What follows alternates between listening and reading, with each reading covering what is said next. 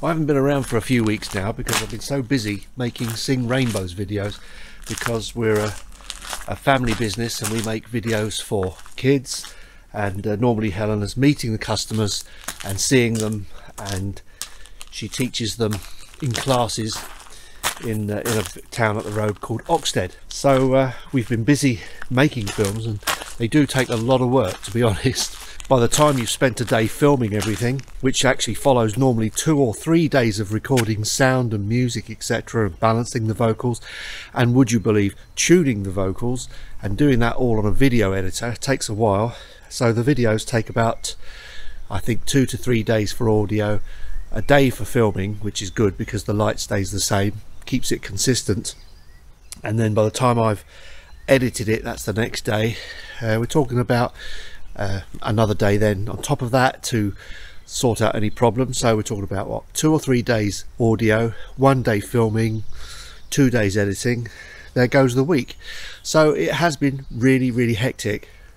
So really that's meant that I've not been able to make any videos for YouTube, unfortunately, especially as I have been over the past been taking great care about lighting and setting up in the house and making sure this and that isn't seen, etc. It takes a long time to make just a short video, so really haven't had the time for that. So I decided to come out today. It's a day off, it's Sunday, and I thought I'd make a quick video about what I'm actually up to. Now I'm using the Osmo Pocket, which is one of my favourite cameras now to take out and about because it's so small. The picture quality is fantastic, and if I'm honest, it's just convenient. But the one thing I didn't like was the field of view. And talking to my YouTube friend Andre, I decided to get one of these lenses, because the one thing about the Osmo Pocket is that the field of view is very narrow. So if you hold it at arm's length, you don't get your whole head in easily. It focuses well, but it focuses better than the Action. But just wanted a bit more field of view to get good close shots of me like this. I'd seen Andre's video about the Freewell wide angle adapter. My first thoughts on it were it's better than another one he compared it with, especially at the edges, and there's less barrel going on, barrel distortion, all that sort of thing.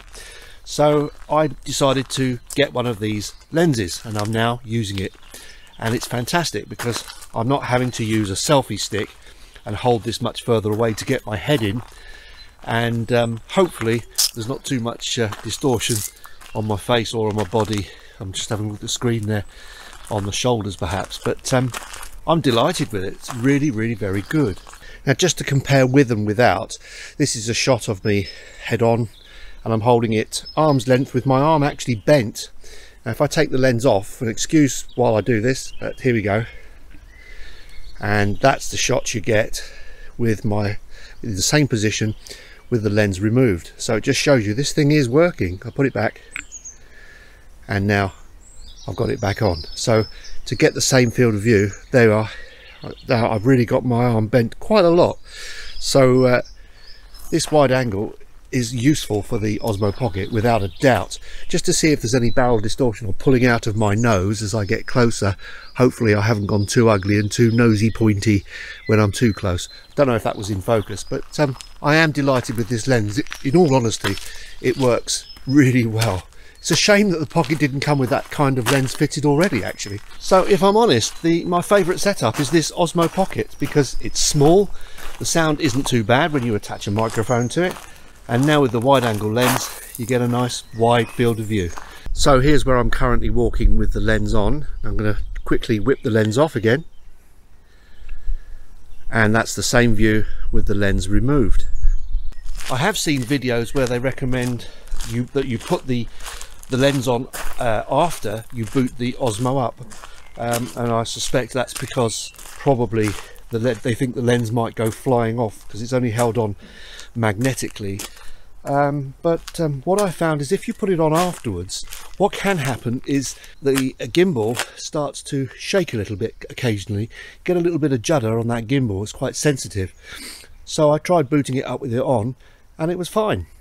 Now that's really useful, because if you can boot it up with the lens on, it means you can take it out with you and not worry too much about losing the lens, because it is tiny, and just leave it on there and you've you've got a nice field of view available straight away without fiddling around with the tiny lens.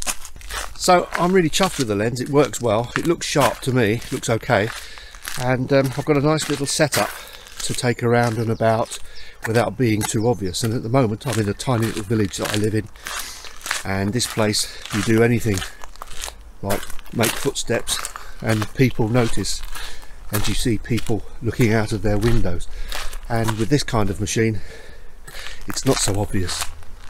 In fact, I am very lucky to live in an area like this where the houses are quite quaint and very Englishified.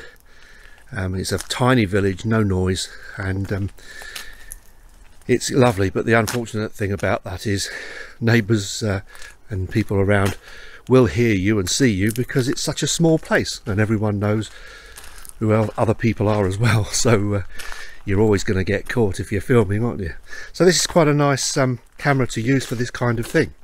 Well, you never know, Osmo might come up with a Mark II Pocket where they actually put a lens on that's a little bit wider, because it looks like it's not that hard to do really, and we won't then have to buy these extra lenses to put on the front.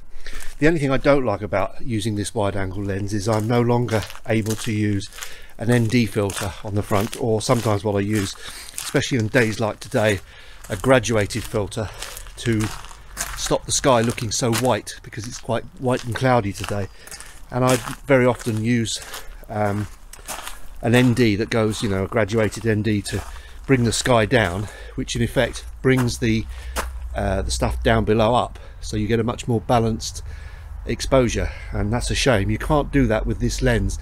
It won't fit on the front of another lens, so I can't put an ND on and then put this on. So when you use the wide angle, you can't use anything else with it, which is a little bit of a pity. Maybe Osmo Pocket can do something about that. Now this style of video that I'm making now is dead easy, because I can just come out for a walk and make a video. So I'm doing an experiment for myself as well, to see if these videos can be made to look presentable for YouTube without taking me too long, because I've got to continue making the Sing Rainbows videos, and there's quite a schedule. I've got 12 episodes and they're half an hour each virtually, and it takes a long time. I reckon 6 days to make the video properly, and you're always, when you got customers, always worried about quality control and how it's going to look to them, and it's quite critical. And over the past week I've had quite a battle with quality control and learned a lot about computers and their limitations. You have to be very careful what it does to video in particular. But I am very busy. But if this type of video works and it doesn't look too unpresentable on YouTube, then they're quick to make and easy to do, and I can make some more and keep going, and hopefully people find it useful. This lens, I can't remember the price of it, I think it's around about 40 quid. Very good, and I really recommend it. It's fantastic. As far as Osmo goes, maybe they're going to come out with a Mark II. On the Mark II Osmo, I would suggest putting a wider view on. Cheers for now.